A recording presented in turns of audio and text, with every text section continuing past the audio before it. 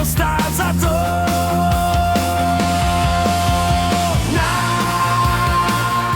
Nazdar, kamaráde. Vytáhnu tě dneska do Bechyně s kratkama, který neznáš. Jistě, to znamená, Budeš mít vyklepanou prdel. Že to bude určitě o 10 km dál od těch zkratek. Jo, hele, naše zkratky jsou sice méně pohodlné, ale o to delší. Jo, tak to je. Spolehám na tebe. Takže dneska to bude tak 51 km, chlapče. Tak frčíme, jo? Určitě. Tak jedem. Tak přátelé cyklistiky, táhneme vás dneska do Bechyně. Pojedeme nejkratší možnou cestou, jakou znám, mimo silnice. Mám tady Standu, ten je nadšenej, že bude mít vyklepanou prdel z toho. Tak se připravte. Už se nemůžu dočkat. No, tam se něco děje v hospodě.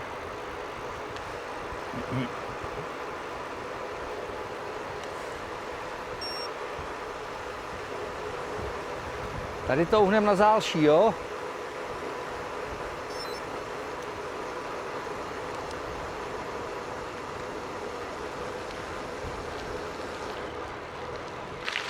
Tomáš, jak paříš hrubé tady.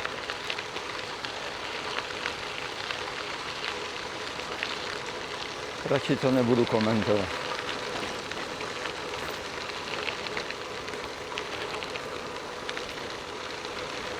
Hlavně, že je to suchý.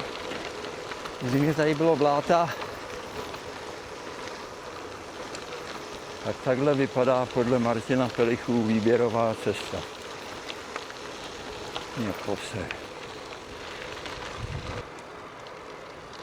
No a teď se zase budeš klepat trošku.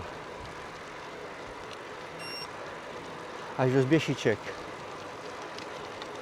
Musíme projet s tím lesem. Tím hlubokým hvozdem.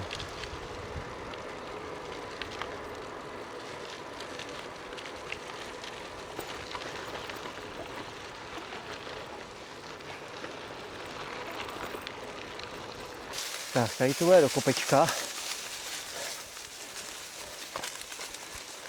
A už budeme v pořádku. Já dám lehkej převod. Jo. Tady je to už dobrý, ta cesta. Jsem tam nějaký kořen, každých 10 cm, ale jinak dobrý.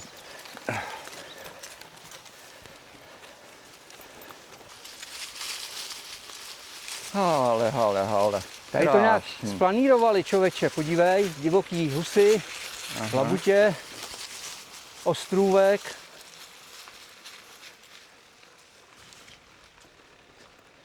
Dobrý, co? Aha.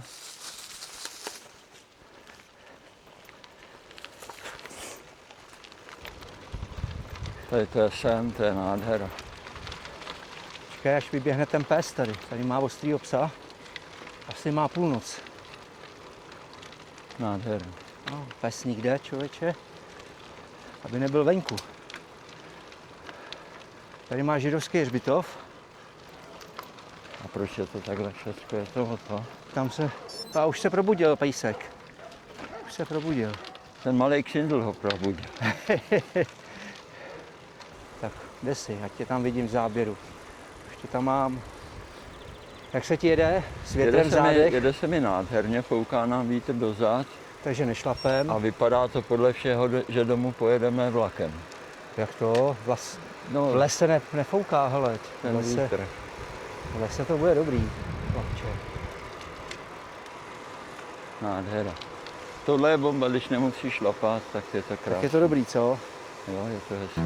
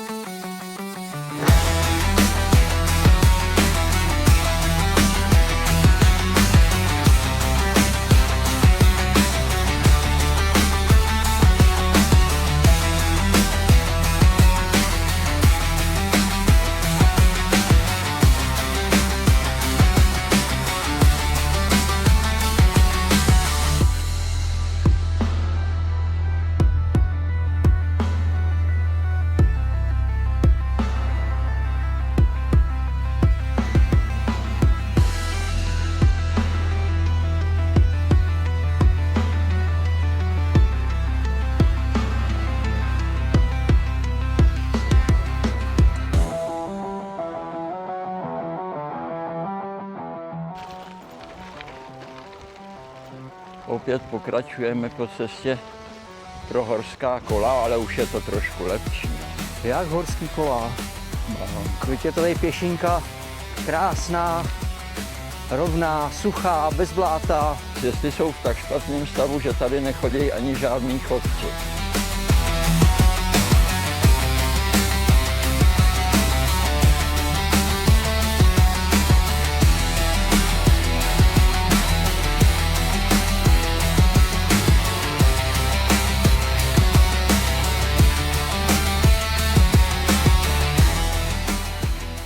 Tohle je nejhezčí úsek cesty. Tam je tom křovíčku. Tak jsme dorazili do cíle. Tak jedeme na náměstíčko. Jedeme na náměstíčko, dáme si tam něco dobrého. Jsme zde.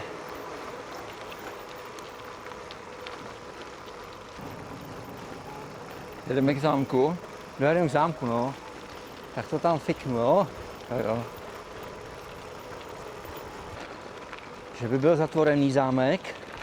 Už je to tak?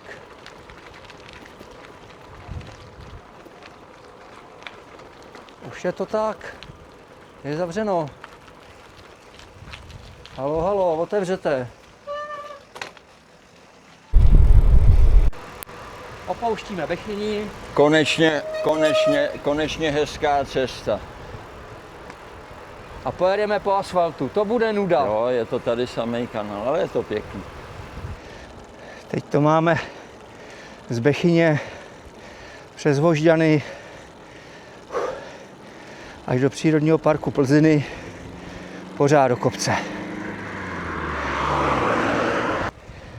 Takhle v klídku a Za tebou se jede taky dobře. já vím. Tady nefouká, Ono to jde z boku, takže ale předjedu tě a budu dělat já lamače větru. ale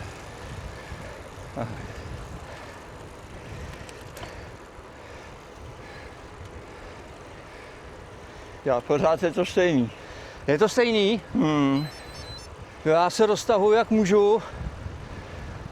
Ramena mám od brány k bráně. Tak tě vystřídám, aby si neřekl. Takhle si tady stupnu vedle tebe, aby na tebe nešel ten bočák. Tak zůstaň. Jo? Dobrý? Nedávaj. Málo je dneska. Jsi nějaký hubenej, vole. Vyšlápli jsme to pěkně. Teď tady zahneme doprava do parku Plziny. Projedeme ho napříč celý. Doprava. Takový štěrk.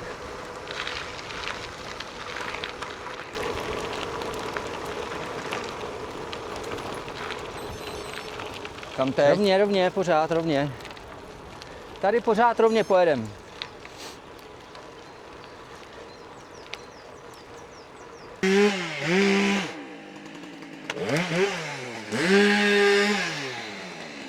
Tak tady asi to nepůjde.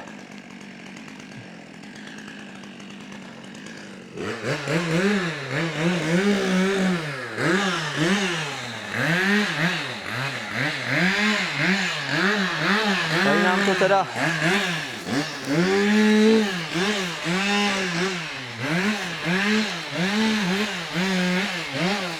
zatarasili pěkně.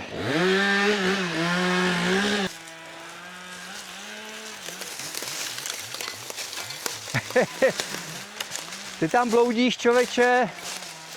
Jo. Já jsem zašel trošku dál, tam byla docela taková pěkná cestička.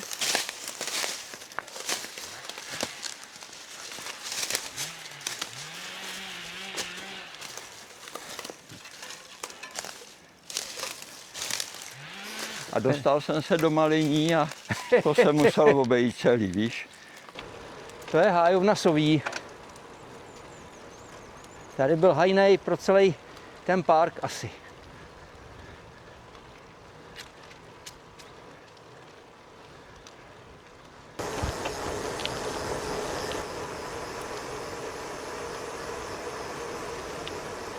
Dobrý Tady se ti jede šest. dobře, co? Člověk ani neťá. Může šlapat dozadu, no. Máš tam jehličí na zádech, už jsem ti to občistil. Jsi mi v patách. Martin se courá, tak ho musím předjet. Jednou rukou to nejde, no. To je zkratka na Zběšice.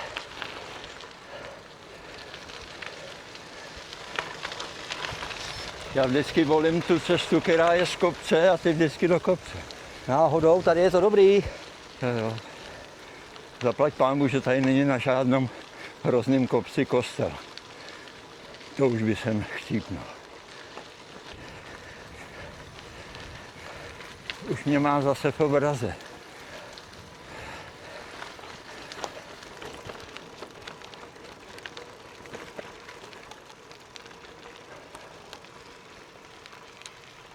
No a teď si to sjedeme až dolů, Halek.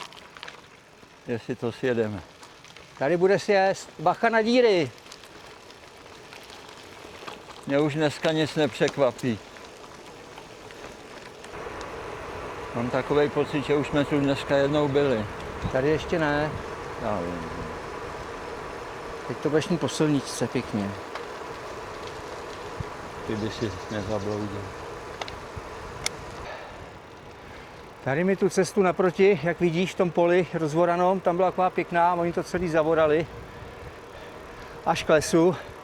Tam už se nedá jezdit.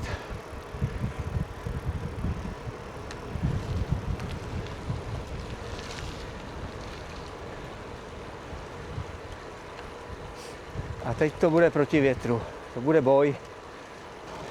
Vylezeme si na rozhlednu, pak to vezmeme do Křižanova do Okrouhlí a z Okrouhlí už lesem na Hajdu po asfaltu, ať nejedem po hlavní. Jo? Mají řádky, co? Hele. Jo, krásný. Tak on sedne do traktoru a on mu pomalu jede sám. No. Dneska. Nasvaká to tam a GPS-ku a je to nádhera.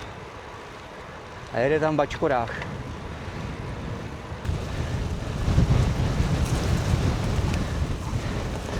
Ani z kopce to nejede. Musím šlapat proti větru. Hrůza.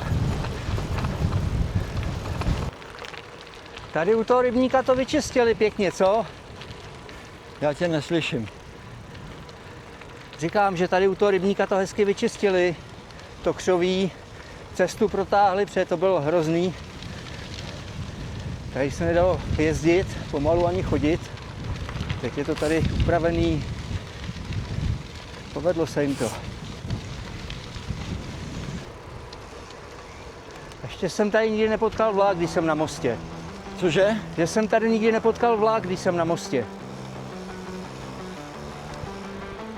Marně ho tady vyhlížím a on nejede. Tak Standa je spokojený s výletem, já taky. Jeli jsme spíš po okrajových cestičkách a malých silničkách, takže provoz minimální a za chvilku jsme doma. Hlavně krásný počasí. Sice vítr, ale teploučko. Jo, ten vítr byl nepříjemný, to bylo proti. Budeme mít tak 52-53 km, no. Ale dobrý to bylo.